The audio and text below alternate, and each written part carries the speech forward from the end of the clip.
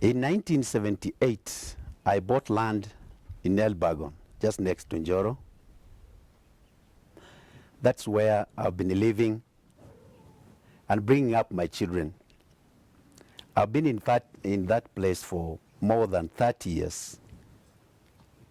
In 1992, there was a violence that started in that year. This was political, which evicted us. But then it was not as serious as afterwards. It took about a month, so we left our homes and went to Njoro. We hired houses there. We were many of us. We stayed for a period of about 1 month, and calm prevailed. We went back. In 1997, the same was repeated. There broke up a violence. We left our places and we went to Njoro. Njoro was the closest because it was much more safer than Elbagon. Calm prevailed and we went back. In the year 2008, this became very serious. It was very serious. And since I was a pastor by then, it affected me seriously because some of those that were in the church participated in the violence. I knew them practically well, and this affected me seriously. At that particular time, when all my cows, all my goats, and everything that I had was stolen, it was taken away. And this brought me down. But we insisted in staying in that particular place, though our animals had gone. The houses were not touched at that particular time. So we stayed thinking the violence was going to end soon. But then it increased. It became more serious and serious every day by day. And sometime on the 19th of January 2008, this is a day I reckon very well, because that is the day, very early in the morning, a helicopter came and landed where we were keeping vigil. There were our enemies on the other side, and we were on this side guarding our houses. So the helicopter came and landed in between us. They didn't say anything. The policemen came out. They just stood there. They knew another helicopter was just on the way. And it came. More policemen came out of the plane. This is the time they ordered us to clear that place. Some of us resisted and asked them to do the same to our opponents. But they didn't do it. Instead, they started hurling canisters onto us. So this time, with that help, they managed to come into our homes. They touched our houses, and we had no option but to run away from that place. So all the people that spoke my language, all their houses were touched.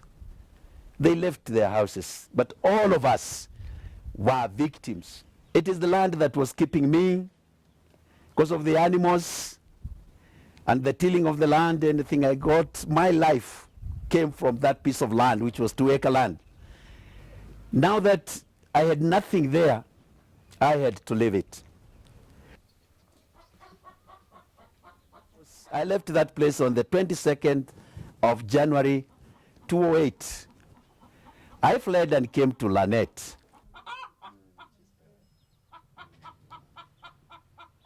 But what surprised me mostly is these opponents of ours, they were also Christians. I would say most of them were Christians. I had more than 12 young men from the opponent who were church members. But I came to realize that the same case that was happening to the members of the church in my congregation was the same to other churches. There were many of them, both women and men, and even their children. I think this was something that they had been trained on, and therefore they had known what to do. They had known what to do. Why the Christians were fighting against themselves, from my own understanding, is there are some traditions that go with some cultures, with some people, and though they become Christians, they still have not left their own cultures, and they are very much more obedient to their leaders more than they can be obedient to the word of God. I began pastoring in 1997. So, but I didn't have this knowledge. I didn't have this teaching. I had not gone into any formal training, except some seminars here and there, which were taking either a week or two, and that way. So I hadn't gone to any college or any school of Bible. There is a revival because of the teaching we have got. Let me say, with us rural pastors who have been in this teaching, we have not found it very difficult to reconcile because of that teaching.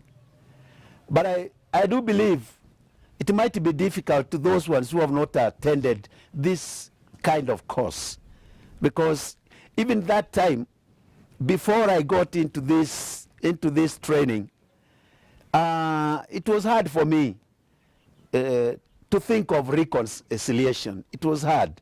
It's good because the teaching, the African rural trainers are bringing us to a complete change.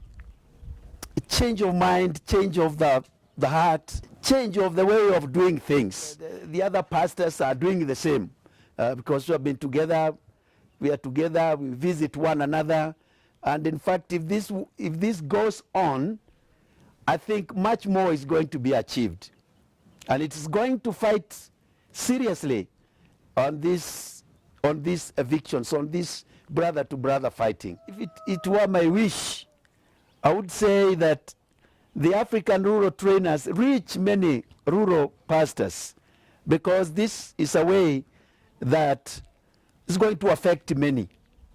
Because a person like me now, I have no grudge with those ones that have evicted me.